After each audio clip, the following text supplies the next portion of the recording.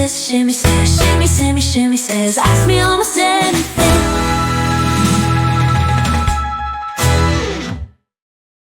Hey everyone, it's Shimel, and welcome to another Shimmy Says. You know, in my best Apocalypse Now movie voice, let me just say, I love the smell of M&A in the morning.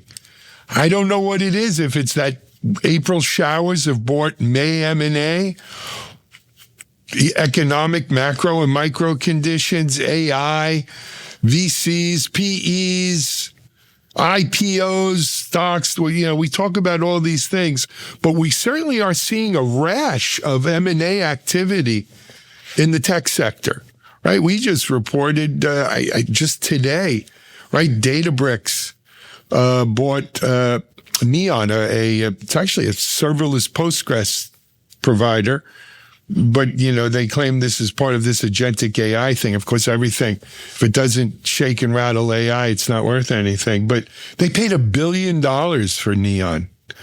And, that's quite a bunch of money. That's the third $1 billion acquisition Databricks has made in the last year. Salesforce, which always seems to be acquiring something, is usually in the AI business too, bought a company today, also paid a hefty sum for it. Really, we've been on a roll almost since the Google Wiz deal was announced, for 37 billion dollars. It's a lot of billions getting thrown around, and the beat keeps going on. We're seeing more and more activities. I think we will continue to see. Now, that's kind of the way of the world in tech, right? Small fish come up with great innovations. Medium fish eat the small fish and take those innovations and, productize them, if you will, and market fit them. Medium fish then get eaten up by bigger fish who take those products and build them into their platforms. It's been going on for as long as I've been in technology.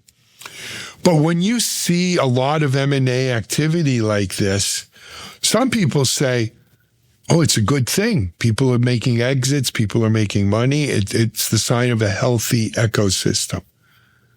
And sometimes it is. And if you are, the founders of Neon and you just sold for $1 billion, congratulations. It's your lucky day or your lucky life. But it's not always a good thing. Sometimes it could be a sign of sickness in the ecosystem.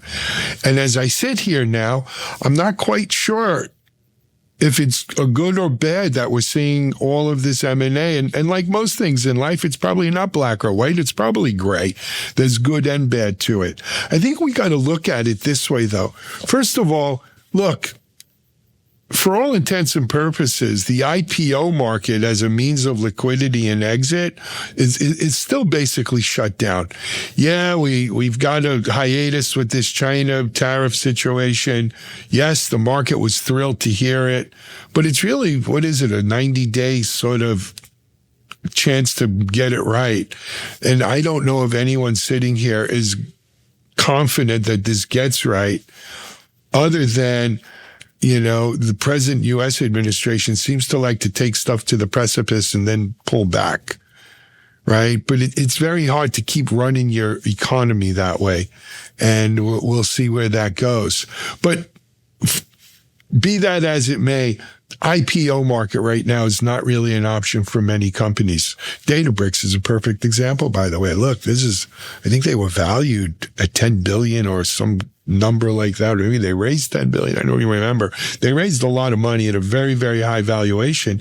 And you would think they're primed for an IPO, but for they've chosen not to. And because it's not a good time to do IPO. So if you don't have an IPO market, what do? You want a liquidity event. You could raise more money on secondary markets and sort of recap your company, take some of the old money out, put new money in. But that's not really the answer. That's not the answer for a liquidity event. That's just, that's treading water. You look to sell your company. You look to the M&A activity. Now, whether M&A activity is a sign of a healthy or weak market, in my mind, comes down to a few things. Number one, what kind of multiples, what kind of valuations are companies getting? right? If companies are being sold for fire sale money, less than they've raised in capital, or much less than, their valuation at their last round, well, generally that's the sign of something's rotten in Denmark, right? Something's not good. And you start seeing these fire sales and consolidations, as they're called. And, and it's VCs who really, look, when a VC invests in a company, they've got a 5 to 7 year window to get a return on that money for their fund. If they've invested 5, 7 years ago and that company hasn't had an exit or a liquidity event, the VC has to do something to try to get that fund payback done, right? Because that's how they get judged when they raise their next fund. So this is an issue that you see. Now, here's the good news, though. For the most part, this M&A activity that I'm seeing, that we all are seeing, it's at really high valuations, right? I don't know what Neon's revenue was, but it's a very, very small fraction of $1 billion, I'm pretty sure. And so, we call those deals, right, a strategic deal, because you really can't judge it by a multiple of revenue or EBITDA or something like that.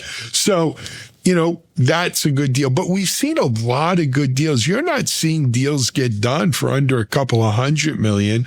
And oftentimes the deals are $1 billion or $2 billion or even more sometimes. So, by the healthy valuations that these companies getting acquired are receiving, I'd say that's the sign of a healthy ecosystem, right? But again, there's some caveats. All of these acquisitions are being couched under the veil of AI enablement, agentic AI, generative AI, right? And so the real answer is, are they really AI, or are they pigs sent to market with some AI lipstick? I don't know. I mean, time will tell, but, I got a hard time believing that all these things are truly, truly AI related. The other thing is, it's something my friend Brad Feld taught me a long time ago. In any new and emerging market, you want to be the top three. The top three companies that that get a liquidity event get the lion's share of the available capital to that, right? So whether it's an IPO or an M&A, if you're in a particular segment, if you're not one of the top three in there and you're not one of the first three getting acquired or IPOing or merging, generally after that, the valuations go down. And so I think what we're also seeing is, because AI has spawned so many new categories, that a lot of these companies getting acquired are actually early in their markets, and they're getting acquired, as one of the first three companies in their markets. So they're getting some really healthy valuations. And again, more power to them, right? I learned something. Another mentor of mine, a man named Len Fassler, once told me, if someone's willing to put their hand in their pocket and write you a check, and it's a fair number, take the money. And unfortunately, I've learned that lesson the hard way in my life too. So, is the current M&A storm the product and fruit of AI hype? And is it a healthy thing for our ecosystem? Or is it a bellwether of underlying weakness?